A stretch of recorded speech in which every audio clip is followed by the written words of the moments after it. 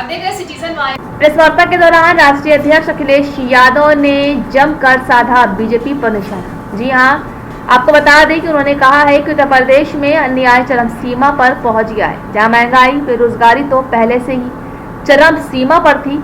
उम्मीद से जनता ने भारतीय जनता पार्टी को दोबारा मौका दिया था, लेकिन सबसे ज्यादा दुख और तकलीफ इस सरकार से ही जनता को मिल रही है, जहां कोई सुनवाई भी नहीं होती। उन्होंने कहा है कि जो सरकार में रहता है वो इन संस्थाओं का इस्तेमाल करता है।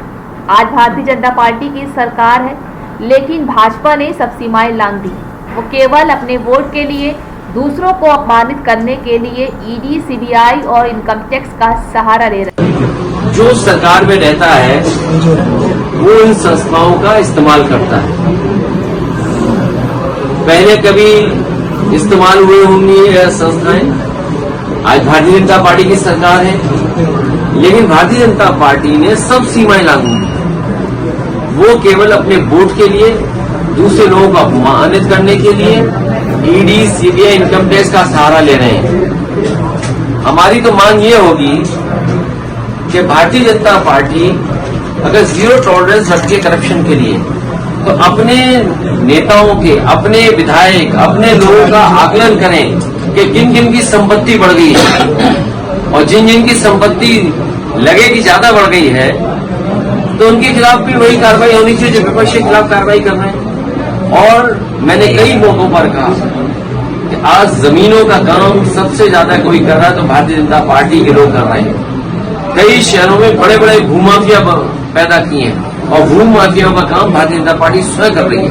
लखनऊ में, कानपुर में, आपके अयोध्या में, गोरखपुर में, वाराणसी में आप जानकारी कर लें और सरकार जब भी जांच करेगी, सबसे ज्यादा जमीनों का और सबसे ज्यादा खिलवाड़ कागजों से और भूमि माफिया के रूप में कोई उभर करके आ रहा है तो भारतीय जनता पार्टी स्वयं है। और अन्याय की सीमा आप देखिए, क्या कानपुर की घटना नहीं हुई?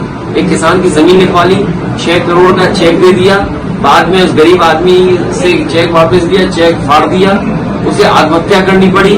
उसे कौन बचा रहा है? भारतीय जनता पार्टी के नेता बचा रहे हैं। इसी तरह कानपुर में एक व्यापारी को इतना मारा सिख भाई को कि उसकी आंख चली गई। कौन था वो? भारतीय जनता पार्टी का कार्यकर्ता था। इसी तरह और जगह अगर आप देखोगे सबसे ज्यादा अन्याय इनकी सरकार में हो रहा है।